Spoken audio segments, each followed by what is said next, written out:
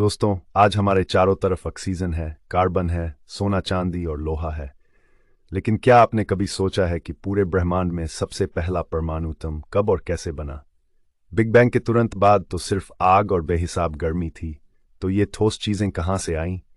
आज हम उस असली हीरो की बात करेंगे जो इस पूरे ब्रह्मांड का आधार है, हाइड्रोजन। चलिए, वक्त में 30.8 बिलियन साल पीछे चलते हैं। बिग बैंग और मैटर बनाम एंटी मैटर की जंग। बिग बैंग के कुछ ही माइक्रोसेकंड्स के अंदर ब्रह्मांड एक बहुत गर्म सूप जैसा था। यहां बन रहे थे क्वार्क्स, इलेक्ट्रॉन्स, प्रोटॉन्स और न्यूट्रॉन्स। लेकिन एक बहुत बड़ी समस्या थी, एंटी मैटर। विज्ञान कहता है कि हर मैटर पार्टिकल के लिए एक एंटी मैटर पार्टिकल पैदा हुआ था। अगर दोनों बराबर होते तो वो एक दूसरे को खत्म कर देते और आज ब्रह्मांड में कुछ भी नहीं होता, ना मैं ना आप। लेकिन एक रहस्यमयी कारण से मैटर थोड़ा ज्यादा बच गया।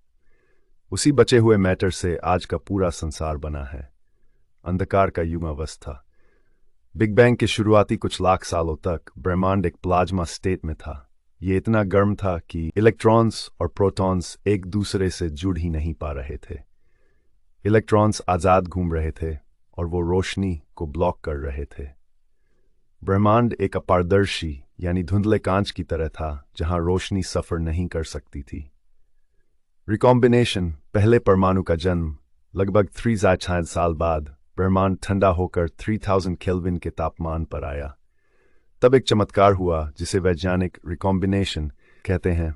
पहली बार एक प्रोटॉन ने एक इलेक्ट्रॉन को पकड़ा और बन गया ब्रह्मांड का सबसे पहला और सबसे सरल परमाणु, हाइड्रोजन।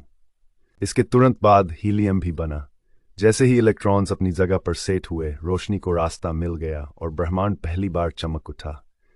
इस रोशनी को आज हम कॉस्मिक माइक्रोवेव बैकग्राउंड के रूप में रेडियो टेलीस्कोप से देख सकते हैं। हम सब तारों की धूल हैं, हाइड्रोजन से जीवन तक। अब सवाल यह है कि अगर सिर्फ हाइड्रोजन और हीलियम बने तो बाकी तत्व, एलिमेंट्स, कहाँ से आए? यहां एंट्री होती है ग्रेविटी की। ग्रेविटी ने इन हाइड्रोजन के बादलों को इतना जोर से दबाया कि पहले तारे पैदा हुए। तारों के अंदर न्यूक्लियर फ्यूजन हुआ, जिसने हाइड्रोजन को जलाकर कार्बन, ऑक्सीजन और लोहे जैसे भारी तत्व बनाए। जब ये तारे फटे तो ये तत्व पूरे अंतरिक्ष में फैल गए।